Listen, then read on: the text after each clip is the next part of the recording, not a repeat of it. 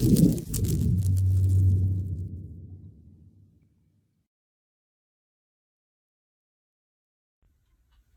hello everybody, this is Don from the Replica Forge. This is a unboxing video of this. This is the Protos Games 156 scale, they say, 28 millimeter Aliens Cheyenne Dropship. This is a resin model that is no longer in production, and I wanted to do an unboxing on it because I think it's a cool model. I think it comes in a cool box. Their packaging is really neat. And I just want to kind of show you the model itself. Now, this is no longer made. They stopped production sometime in 2018. If you go to Protos Games website, they still list it on there, but there's no real way of purchasing it. So I don't know if they're just taking a break, if they're going through some licensing issues or what. I've heard a lot of rumors online about it. But in the end, they're hard to find. When you do find them, they're expensive. We actually sourced a few of these for customers, and we have a couple more that are available. You can usually find these on eBay for about 300 bucks, but I've seen them also as high as $4.99. Frankly, that's laughable. I would never pay $500 for one of these unbuilt. But, you know, their model, their money, their price, I guess. But this is the way it comes. It comes in a really cool ammunition kind of style case. It has the Weyland-Yutani logo on the side. Some of them are really clear, some of them are not. This one's a little bit unclear, but looking at the bottom of the model, it's just a simple piece of paper that they glue on it, and it basically has the basic assembly instructions. These are the instructions. It was and is a properly licensed kit from 20th Century Fox. And like I said, I don't know why they don't produce it anymore. I don't know if it just wasn't popular or what, but there it is. Now, every one of these models also comes with a certificate on the inside that's numbered. So supposedly they're limited numbers. So maybe that's just it. Maybe they just sold them all. But let's get to opening the box. The box itself, like I said, is a neat little ammo box, little carry string. And when you open it, it just slides open. Just plain old, there it is. That's the model. That's how it comes. It comes in, like I said, this, it's almost like they try to make it look like sawdust, not sawdust, but like, you know, hay, but it's just wood shavings. I don't really like it. It's dirty in the box, and the resin needs a lot of cleaning before you can do anything. But the resin also has some other issues with it, which I'm going to go into here shortly. Overall construction is really, really simple. There's nothing complicated assembly-wise with this. But I will warn you, we've built several of these in the past. We have looked at the other ones that we have in stock that are available, and they all are pretty much consistently the same mold quality, same issues, same issues that I'm getting ready to point out to you here with the kit. So basically, the way the kit comes is it comes in several bags. You get these little landing gear legs, and here is one of them right here. One of the problems is with this kit is the resin on these extension parts, like the landing gear legs and some of the support arms for the landing gear and such, are worked pretty bad. This one is cupped. Every one that we've ever done is cupped like this. It takes a little bit of work to uncup it. We use hot water. Do not, no, I was going to grab this. Do not use a hand torch. Don't. I know some people I've seen online suggest heating it with a torch a little bit. This resin will bubble and burn real quick, and once you burn and bubble resin, you compromise the qualities of the resin and it becomes more brittle. So don't do it. Just use really, really hot water. If you take really hot water and soak this for a little while, you can get a little bit of cupping out of it. You won't be able to get it all just because of the way the two structures go. But we'll get to this piece in 1 minute. I want to show you a little bit more of the kit and how it goes together. These are the little rear, this bag is a little rear tail extensions, almost like the little tail wings where the flaps are at. This is the foot pad for the bottom leg. These are some bits and pieces that come with it, like these are some of the extension pieces, like for the landing, for the underneath the model there is a almost like a landing bay door that the armored car rolls off of in the movie when the dropship lands, drops the ramp, and the armored car rolls off. These are warped. They've been warped in every one that we've had. These take a little bit, they're pretty easy to straighten, but still, they take a little bit of a nuance to straighten them. The swing out arms, on every single one, we've had to really clean up because the mold quality on this, you know, we do a lot of resin models, and I'm not one usually to gripe. In fact, I usually say on web pages, like on Facebook and stuff, that if you're going to build resin models, you might as well get used to trimming them and cleaning them up. But these models tend to be a little bit worse for wear when it comes to the cleanup. You can see the mold injection marks where they pour the resin. I think they pressure cast these, so they just take a lot more cleanup. They're not as finely detailed as I think they should be. But then again, this could be an older lot model, so it may be further in the mold process. And with resin models, the newer the mold that you make that is the closer to the beginning of the mold. Well, let me rephrase this. The older the mold is, the less quality the mold will make. So if I do 100 models out of a mold, the first 10 models will look super better than the last 10, just because the mold burns out, it wears out. So this could just be we've gotten older models. But what I like to do is I take a Dremel tool. I like to kind of clean these up a little bit, get the T-tail a little bit more sparked, and clean them up. You get 2 of these arms like this, and they kind of basically the way they kind of interact is they sit like this in the model. Well, let me back up, like this, excuse me. And when they fold open, when they're closed, they're like this, and then they fold open like this. So this is the rear third leg. You know, again, take a Dremel tool, clean this up, but overall, pretty good detail on that. You don't have to do a lot of post-cleaning. This does not have a lot of mold release on it, we found, so we just take some light rubbing alcohol, some 98% strength, and we clean it up a little bit, get a Q-tip in all the little crevices, and that suffices real great for cleaning up the model. This is the ramp. The ramp is warped. All the ramps that we've seen are warped. Some of the mold quality on this, again, you know, as you can see, they put a nylon rod across the base of it, and as you see, this is just really, really horribly molded in the back, but a little putty cleans that up, and a little TLC cleans it up. The side rocket pods, I'm going to get to these in a minute, so I'm going to put these off to the side. Now, the main chassis of the ship, it comes in multiple pieces. This is the main body of the ship. As you can see, the 2 pressure cast mold points, those are easy to clean up. The resin does respond well to sanding, but you really do have a lot of cleanup.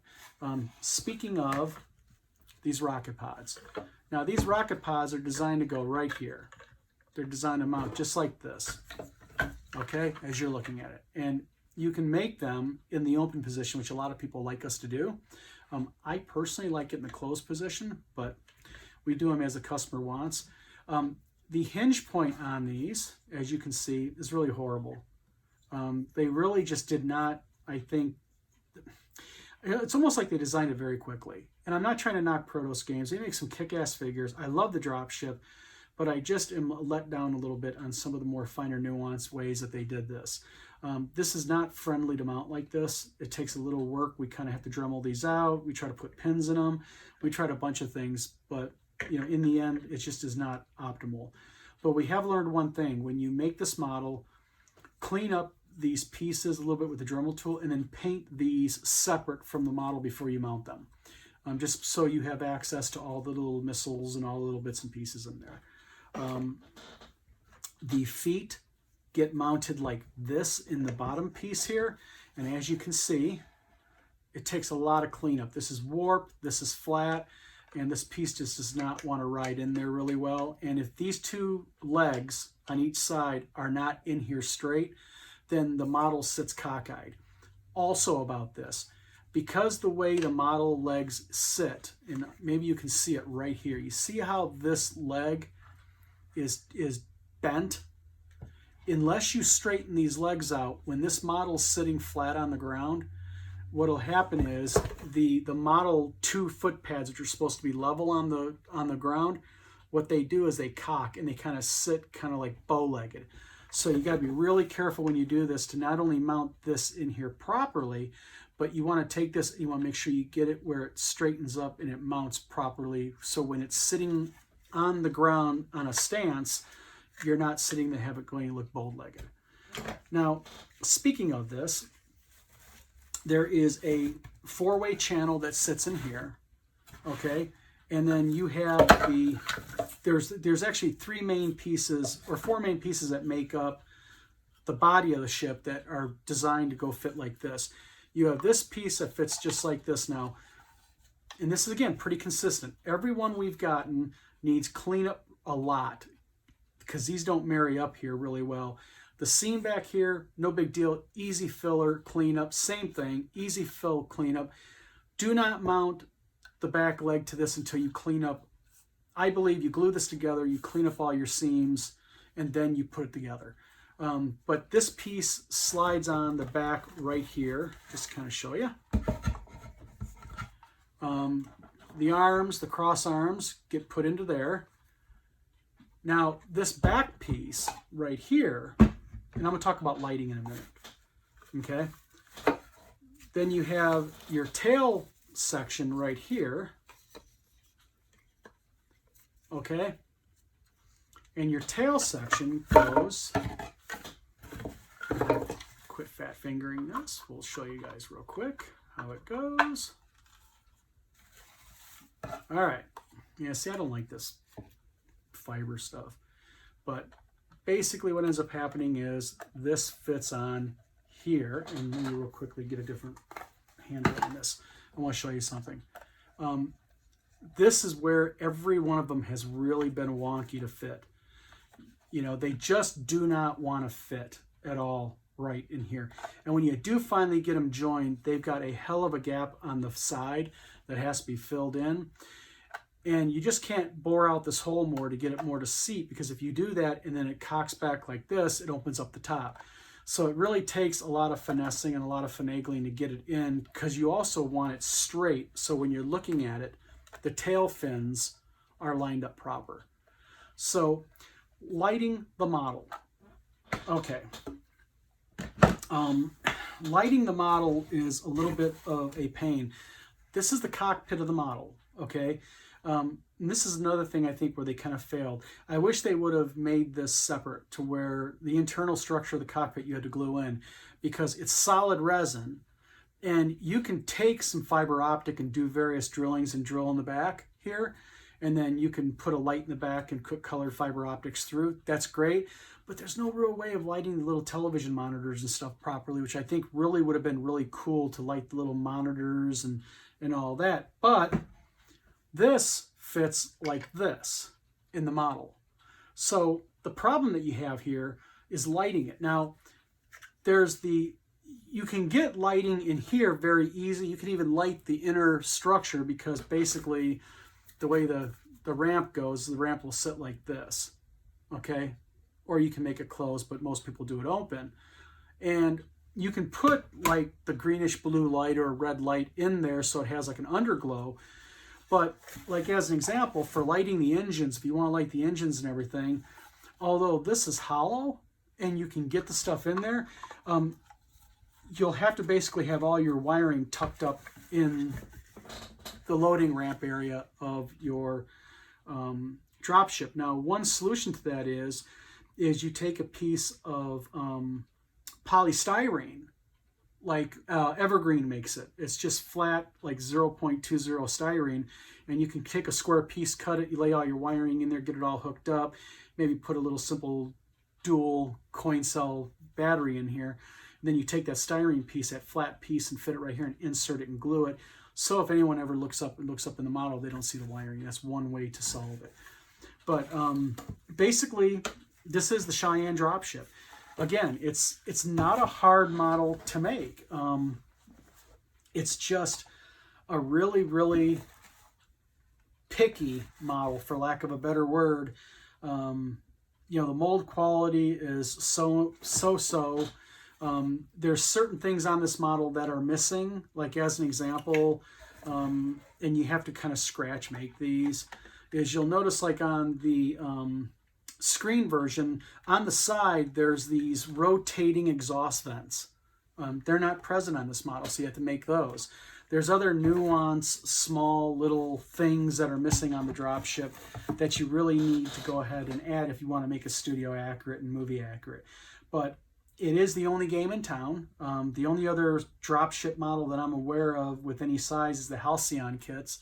And my suggestion with the Halcyon kits is if you buy one, buy some rope that you can hang yourself with also, because trying to put one of those together and make it look good is an absolute nightmare. This you can work with. It takes patience. You better know how to work with resin. You know, if you got a good quality Dremel, some sandpaper, patience, and a little bit of intuition about, you know, how to get pieces to fit right together and how to clean them up right and do, then this model is a model that you can do. One thing real quick, adding the navigation lights on this, you know, I just don't see really how you can do it because the way this is angled and everything, but each model builder to their own. So this is the Protos Games Alien Dropship. This is Don from the Replica Forge. I just wanted to kind of do an unboxing, give you guys kind of a explanation of the kit. Again, overall, it's probably a good 8 out of 10. Coolness factor, it's definitely a 10. Rareness factor, it's definitely it's an 8 or a 9. They're getting hard to find now, guys. But they're here. We got a few of them. We got a couple of these going out, England and a couple in one other place. And then basically this is it. So we have not found any other ones for anything reasonable. We have a couple left that are available. But again, this is Don from the Replica Forge. Thanks for tuning into my video. Check us out on Facebook at facebook.com, the Replica Forge. Check us out on Instagram. And also, if you're on our YouTube channel, hit a subscribe. Go ahead and hit a like. And we appreciate it. So thanks for tuning into my video.